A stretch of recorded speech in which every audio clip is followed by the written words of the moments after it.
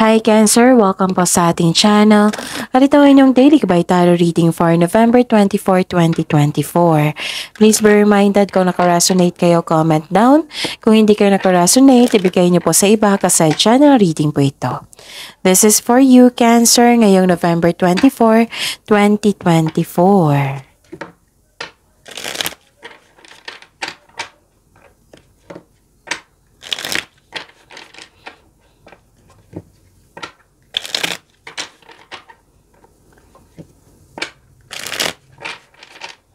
Para po ito sa inyo Cancer ngayong November 24, 2024.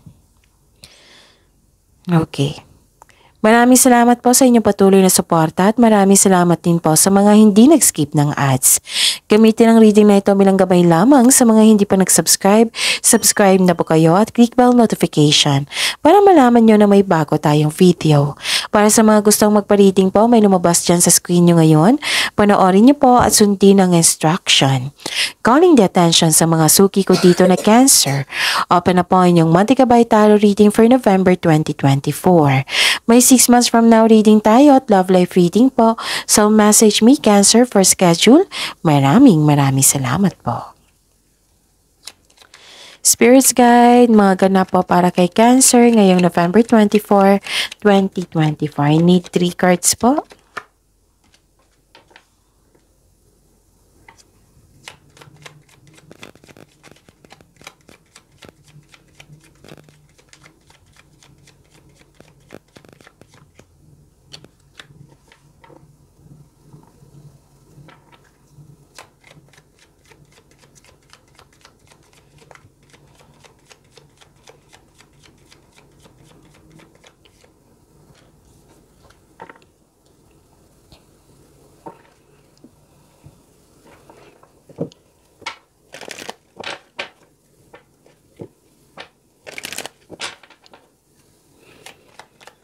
Spirits Guide, mga mensahe pa para kay Cancer ngayong November 24, 2024. I need 2 cards po.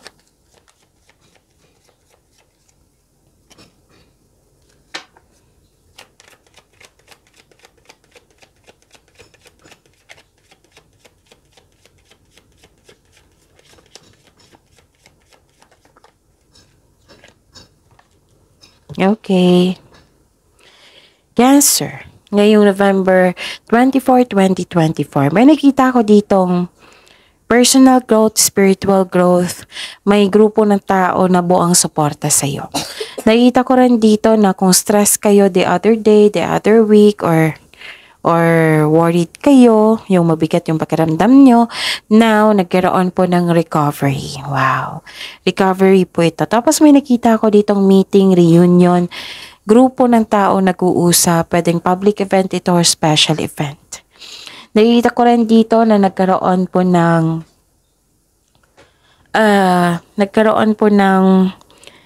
abundance, love is blooming. Ang ganda, di ba, Cancer? Abundance, love is blooming, and may nakita ko dito nagbigay ng recognition sa iyo. Pwede din nakatanggap kayo ng compliment, awards, rewards, ganun. And you are happy here sa mga ganap. Abundance pa ang ganda. Abundance, love is blooming. And may nagbigay ng tulong sa inyo, or may nagbigay ng regalo. Okay? So don't let pride get in your way. And expect powerful change. Spirits Guide, ano po yung energy ni Cancer ngayong November 24, 2024?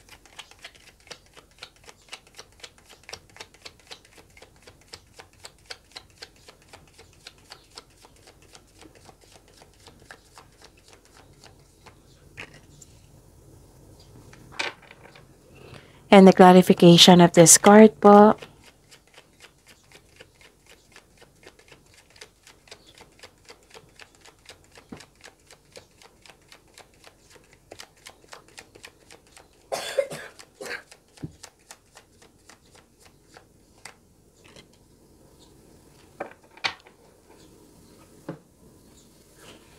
Okay.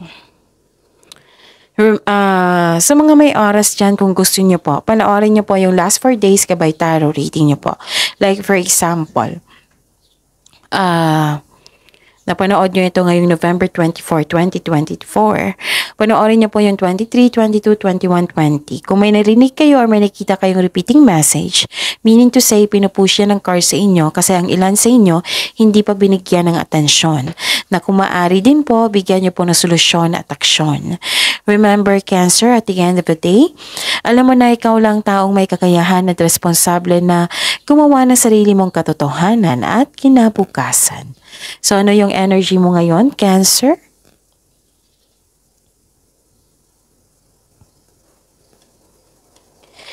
Nakikita ko dito na nagkaroon ng fear of change. Natatakot ka sa pagbabago, hindi ka makagawa ng desisyon. Siguraduhin na magkaroon kayo ng, siguraduhin na ang desisyon mo ay karapat-dapat. Pag-isipan ng mabuti kung karapat-dapat pa. Okay? Tapos, may naramdaman kayong takot dito na mag-move forward or takot ka sa mga challenges na na-encounter mo. Nagkaroon ng hesitation to step out sa comfort zone. May plano ka na pero nagkaroon talaga ng hesitation. Ano pa? Wow. Nakita ko dito yung wealth, family, may nagbigay ng panahon sa family dito, at inheritance. May matatanggap kang mana, pension, retirement, o masaganang ani ng buhay. So, spend time sa family. Oo, nag-spend time ka sa family, nag-save ka rin para sa iyong sarili at sa pamilya mo. May plano kayong magbuo ng negosyo at full support yung grupo ng tao sa iyo, sa inyong plano. Ang ilan sa inyo may alok na business partnership with close friends. May posibilidad na bibili kayo ng property ngayon. Tapos, may kausap ka dito na wisers, yung elders, na humihingi ka ng payo sa kanila. So, yun. Kung may narinig kayong ingay maingay po yung kapitbahay namin. Oo, may construction ata. Tapos, yun, focus kayo sa mensahe. And don't worry, naka-focus po ako sa reading natin ngayon. Spirit's Guide, Career and Money po ni Cancer ngayong November 24, 2024.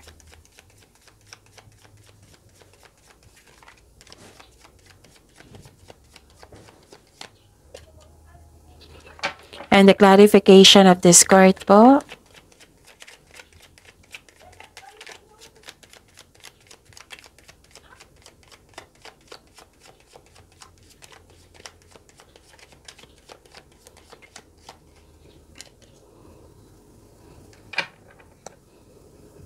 Okay. Sa career and money niyo po.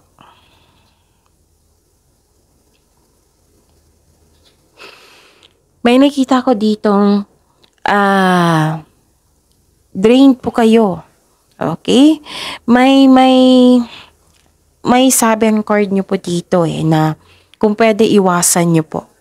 Okay? Kung pwede iwasan nyo yung mga kasamahan mo na mahilig sa alak. Kung pwede lang po.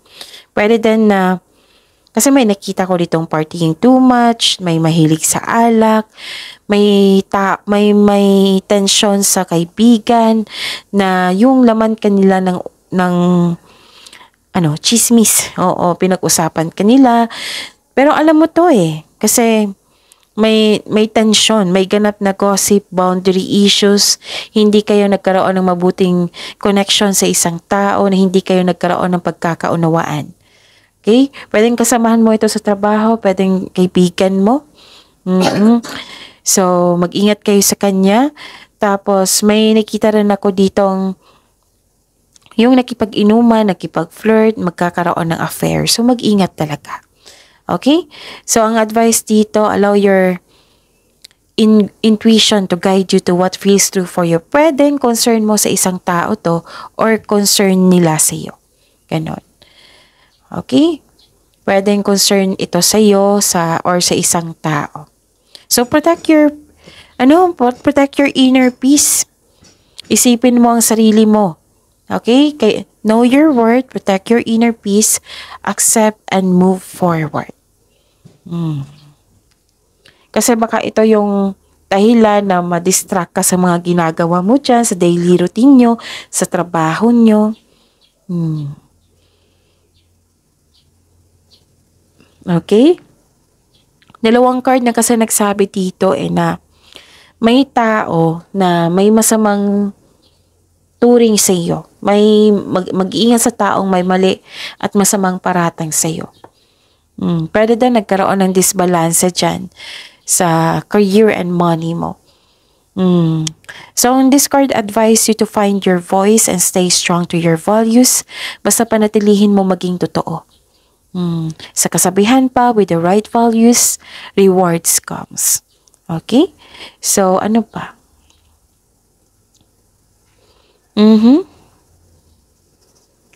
Nakikita ko kasi dito, false accusation, bias, hindi honest sa'yo, may concern sa irresponsable, yun. Sana ma-overcome mo ito, itong sa career and money niyo po. Cancer. Okay? Ano pa? Spirits Guide, Love Life, Self-Love, Partnership, and Romance ni Cancer ngayong November 24, 2024.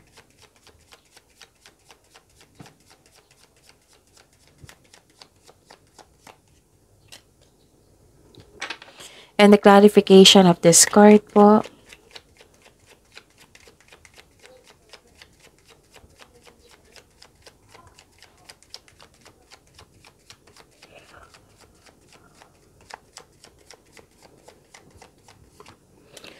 Okay. Kung walang naniniwala sa iyo, kung may problema ka sa isang tao, yung kanina attention, Cancer, maraming nag-support sa inyo dito. Oh. Pamilya mo. Basta may grupo ng tao dito na nag-support sa inyo, naniniwala sa iyo. Yun nga, kung may hindi naniniwala sa iyo, maraming naniniwala sa iyo. So, doon tayo magkakapit sa mga naniniwala sa atin.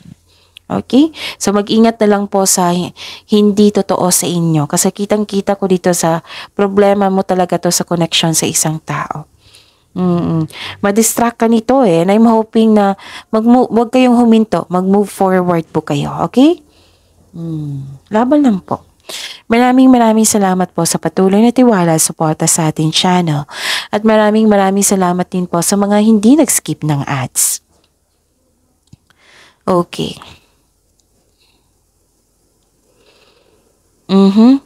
Nakikita ko dito, nagkaroon ng long-term abundance, steady progress. Wow! Ilang beses na ha, di ba? Nakatanggap kayo ng tulong, nakatanggap kayo ng regalo, abundance, love is blooming, wealth, generosity, eto, abundance din. Mas nangingibabaw yung blessings, so dito na lang tayo mag-focus sa blessings, okay? Yun. And long-term abundance, steady progress po. Sa mga single, ideal type nyo ang stable, grounded, and trustworthy. Sa mga may relasyon sa buhay mag-asawa, sabay-sabay kayong nagtayo ng trust and stability, ayaw nyo ng away.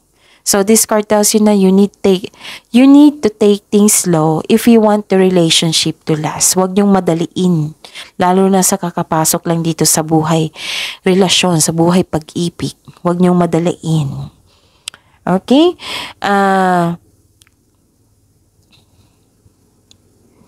Okay, may parating sa inyo Cancer, na isang tao na magbibigay sa iyo ng inspiration. Pwedeng Gemini, Libra ito, Taurus, Virgo, Capricorn. Okay? Tapos, so mag-build po daw kayo ng konkretong plano. It might be yung mag-asawa dito sa mga may relasyon, nag-build kayo ng konkretong plano para sa future, sa pag-level up nyo. This is good. Okay. Yan. Ano pa? Wow. Nakikita ko rin dito na nagkaroon po ng You're building stability, conserving resources.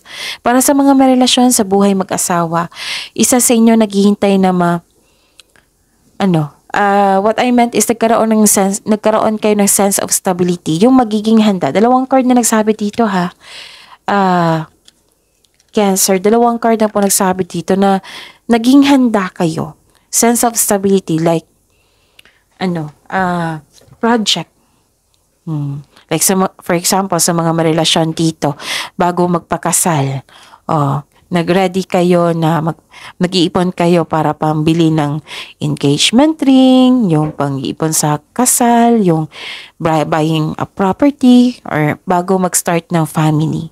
Nagkaroon na nga ng sense of stability dito para sa pag-level up nyo. Pwede din sa buhay mag-asawa, may project kayo dito na yung dalawa talaga kayo nag-teamwork, na supportive kayo sa isa't isa, na very confident kayo na ma-achieve mo itong proyekto na ito. Okay? Tapos para sa mga single, hinahanda mo yung sarili mo. Sense of stability pa rin to Yung satisfied ka na sa financial at nagkaroon ka ng properties. Kumbaga, bonus na kung magkaroon ka ng kapareha na pareho kayong may sense of stability, mas lalago yung relasyon nyo, for sure. And this is the clarification of your oracle cards here. Di ba may sabi ako kanina dito na makaka-receive kayo ng regalo or tulong. Andito rin sa tarot card nyo. Posibleng may regalo, alok, or pamanang parating. Nag-hard work kayo dito para ma-achieve mo yung goal nyo, yung project nyo. Nag-iipon kayo kasi may specific goal na gusto nyong bilhin, ganun. Financial stability nakikita ko dito. Vina-value nyo yung pera at vina-value nyo yung ipon nyo. Hindi kayo madamot at the same time. Conservative kayo sa inyong money, investment. Sa pag-invest nyo sa inyong sarili, sa inyong relasyon, ganon. Conservative, ingat na ingat. Kumbaga, ang salita dito is ingat na ingat kayo sa inyong relasyon, sa inyong bawat salita. Nakikita ko yung pag-aalaga dito, lalo na sa ipon nyo. Dalawang card na kasi nagsabi dito. Okay? You're saving money for your future or specific goal. Kaya sobrang ingat nyo sa kaperahan nyo, sa relasyon nyo. So this card serves as a reminder na be generous since giving to others brings more prosperity into your own life. Okay? Okay, so yun. May matatanggap kayong regalo. So this is a powerful change. Itong wealth na ito, generosity, abundance, may magbigay ng tulong. So this is expect a powerful change. And this is changes sa inyong buhay. And I consider this is success. Kasi nagkaroon ng disiplina Sa pagkakaroon ng disiplina, dyan kayo mas magiging successful. Okay? Yun. Nagiging hard worker kayo dito. Kahit may hindi naniniwala dyan sa inyong trabaho or sa negosyo, continue ka pa rin. Believe in yourself. Okay? May paalala lang dito na don't let pride get in your way. Okay? So, yun. Kaya pala may nakita kong party dito. Kasi may party din dito sa oracle card nyo. So mag-ingat lang po sa mga kasamahan mo dyan na hindi totoo sa inyo. Malalaman mo yan Basta makinig lang kayo sa inyong intuition. Pero malalaman mo talaga sa actions nila, sa mga treatment nila sa iyo. Oo. Pwedeng naalala mo rin ito. Nag-party ka tapos may naalala ka na nangyari sa nakaraan na ang issue nun is party din. Ganon. May ganap na ganyan. Okay? So, focus kayo sa blessings na binigay sa inyo and yung pagkakaroon ng disiplina sa pagbigay halaga sa inyong sarili, sa inyong relasyon, sa kaperahan, sa kinikita nyo, sa inyong career, sa inyong buhay karera. I-continue nyo yan. Kasi, ang pagkakaroon ng disiplina nito, magiging mas maging successful kayo. So, yun. Focus kayo sa blessings na binigay sa inyo, pagyamanin niyo po. See you tomorrow, Cancer. Please like, subscribe, and click bell button for notification para updated po kayo sa daily tarot reading natin. Maraming salamat po.